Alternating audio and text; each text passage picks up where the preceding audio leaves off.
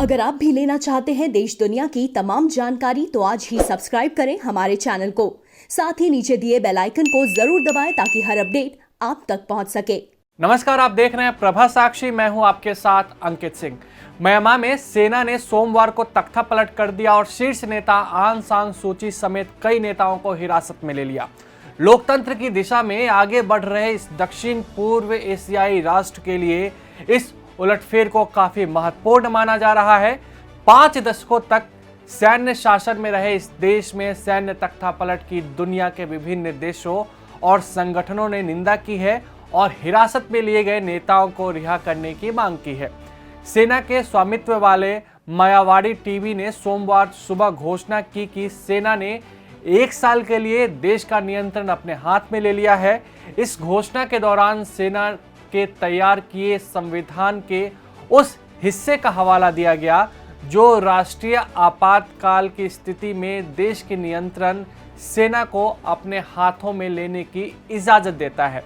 दुनिया के विभिन्न देश और संगठनों ने इस घटनाक्रम की निंदा की है। अमेरिका ने कहा है कि वह स्थिति पर करीब से नजर बनाए हुए है। साथ ही आगाह किया है कि अगर देश में लोकतंत्र को बहाल करने के लिए सही कदम नहीं उठाए गए तो वह कार्रवाई करेगा। संयुक्त राष्ट्र महासचिव एंटोनियो गुतरेस ने भी सूची तथा अन्य नेताओं को सेना द्वारा हिरासत में लेने की कड़ी निंदा की तथा सत्ता सेना के हाथों में जाने पर चिंता जताई।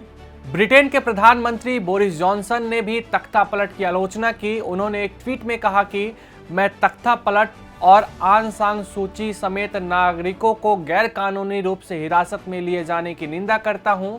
जनादेश का सम्मान होना चाहिए और असैन्य नेताओं को रिहा करना चाहिए।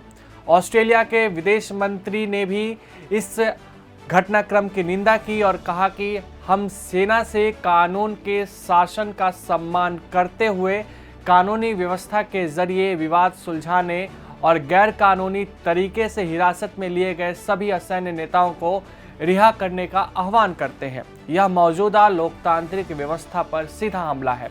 बांग्लादेश ने भी म्यांमार में शांति और स्थिरता का आह्वान किया और उम्मीद जताई कि म्यांमार में मौजूदा घटनाक्रम से रोहिंग्या शरणार्थियों की वापसी पर असर नहीं पड़ेगा।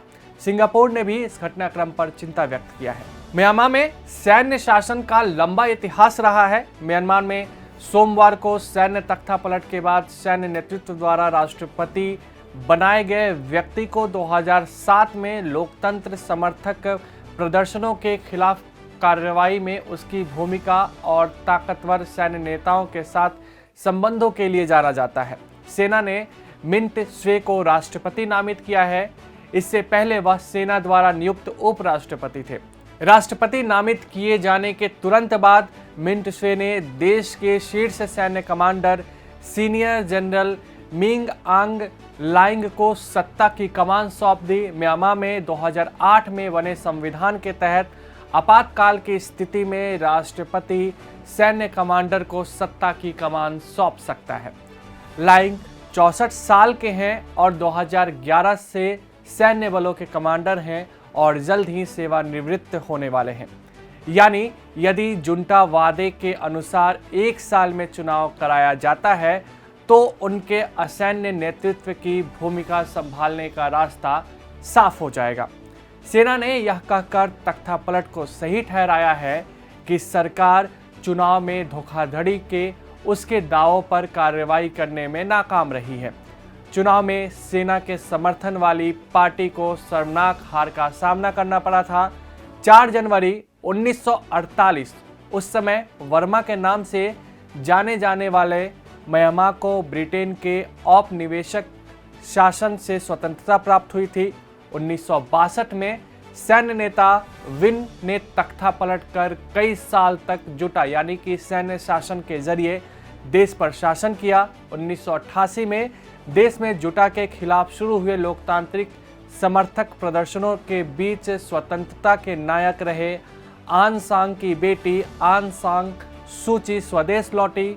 जुलाई 1979 में जुटा की खुलकर आलोचना करने वाली सूची को नज़रबंद कर दिया गया।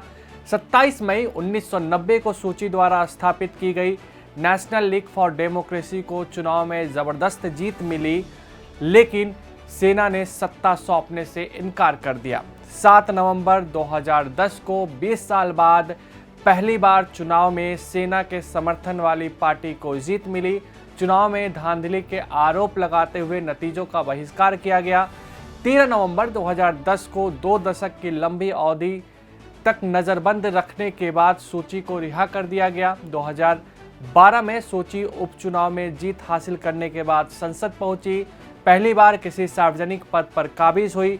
8 नवंबर 2015 को 1990 के बाद पहली बार स्वतंत्र रूप से हुए आम चुनाव में सूची की party national league for democracy भारी जीतती है। सेना ने संविधान के तहत प्रमुख शक्तियां अपने पास रखी, जिसमें सूची को राष्ट्रपति पद से दूर रखना भी शामिल था। सरकार के नेतृत्व के लिए स्टेट काउंसलर का पद सृजित किया गया और सूची को इस पर काबिज किया गया। 8 नवंबर 2020 को म्यांमार में हुए संसदीय चुनाव में नेशनल लीग फॉर डेमोक्रेसी को स्पष्ट बहुमत मिला। पड़ोसी देश म्यांमार में हुए नए घटनाक्रम से भारत की चिंता बढ़ गई है। म्यांमार की नेता आंग सान सू की के साथ भारत के बहुत अच्छे रिश्ते रहे हैं। भारत के विदेश मंत्रालय ने इन घटनाक्रमों पर अपना बयान जारी किया है। बयान में कहा गया है कि हमने म्यांमार में हुए घटनाक्रम का संज्ञान ले लिया है। भारत म्यांमार में हमेशा से लोकतांत्रिक तरीके से सत्ता हस्तांतरण के पक्ष में रहा है। हमारा मानना है कि कानून का शासन और लोकतांत्रिक प्रक्रियाएं कायम रहनी चाहिए। हम पूरे हालात पर करीब से नज़र बनाए हुए हैं, लेकिन सबसे बड़ा सवाल यही उठ रहा है कि क्या म्यांमार की जो राजनीतिक घटनाक्रम है वो चीन के इशारे पर हो रही है, क्योंकि चीन दक्षिण एशिया में अपना दबदबा कायम करना चाहता है। ऐसे में सवाल सीधा यही उठ रहा है कि कहीं चीन तो म्यांमार की राजनीतिक घटनाक्रम में आगे नहीं है, क्योंकि वहाँ के सैन्य प्रमुख से चीन के रिश्ते अच्छे हैं, जबकि आंग सान सू की रिश्ते भारत से अच्छे हैं।